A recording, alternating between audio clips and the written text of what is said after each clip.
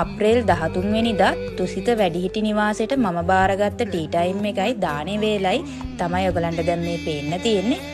ඉතින් අපි එතනට යන වෙලාවේ ඉඳලා ගත්ත පොඩි වීඩියෝ ක්ලිප්ස් කිහිපයක් මම ඔයගලන්ට දාන්න ඕනේ කියලා හිතුවා. ඉතින් අපි මේ තේ හදන වෙලාව ඔයගලන්ට කේක් එහෙම දුන්නා. ඉතින් ඊට පස්සේ අපි පොඩි සින්දුවක් එහෙම කියලා ඩාන්ස් එකක් එහෙම කරා. ඒගොල්ලෝ හරි සතුටු වුණා ඒකෙන්.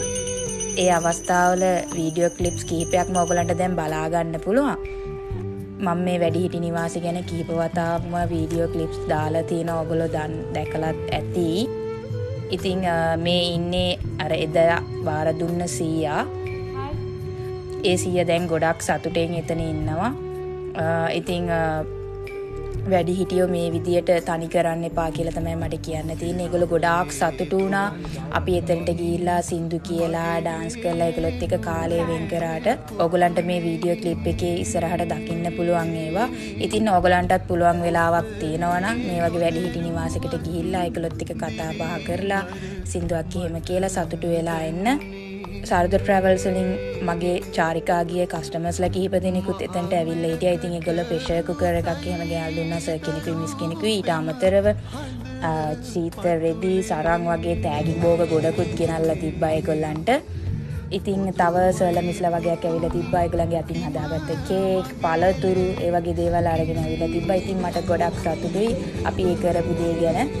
අප්‍රේල් මාසේ 13 වෙනිදා පරණ අවුරුද්ද දවසේ ඒගොල්ලෝ ගොඩක් සතුටු වුණා. මොකද ඒ දවසේ දාන දෙන්න ගොඩක් අය එන්නේ නැහැ කියලා මට දැනුම් දීලා තිබ්බා. ඉතින් ඔයගලන්ටත් පුළුවන් නම් තුසිත වැඩිහිටි නිවාසෙට දාන වේලක් බාර දෙන්න. ඊට අමතරව මට එතනින් දැනුම් දුන්නා දැනට ඒගොල්ලන්ගේ ලිඳේ මෝටර් එක වැඩ කරන්නේ නැහැ කියලා. වෙලාවට ඔෆ් වෙනවා කියලා. කවුරු හරි බැතිමතෙක් ඉන්නවා නම් මෝටර් එකක් අරන් දෙන්න පුළුවන්. එතනට අරන් දෙන්න උත්සාහ කරන්න. ඒකත් ලොකු පිනක් වෙයි. මම ඉදිරියේදී බලාපොරොත්තු වෙනවා ඒගොල්ලන්ව කැලණි විහාරයේ වන්දවන්න වැඩසටහනක් කරන්න සාරද ට්‍රැවල්ස් තුලින්. ඉතින් ඔයගලන්ටත් පේනවා ඇති ඒගොල්ලෝ හරිම සතුටින් රාත්‍රී ආහාරයක් ගත්තා. අපි එතනින් පිට වෙලා එනකොට 7:00 වෙලා තෑගි දුන්න අවස්ථාව ඒ මිස්ලා. ඉතින් ඔයගොල්ලන්ටත් පුළුවන් නම් තුසිත වැඩිහිටි නිවාසයේ මත්තේගොඩ යන්න. මම මේකේ ෆෝන් නම්බර් එක දාලා තිනවා. ඒගොල්ලන්ගේ අඩුපාඩු තියෙනවා නම් ඒව බලලා ඔයගොල්ලන්ට උපකාර කරන්න පුළුවන් අවස්ථාවක් තියෙනවා නම් උපකාර කරන්න. දාන වේලක් බාර ගන්න. හරිම සතුටින් ඒගොල්ලෝ එතන ඉන්නවා. ඉතින් ඔයගොල්ලොත් යන්න. බොහොම ස්තුතියි මගේ වීඩියෝ එක බැලුවට.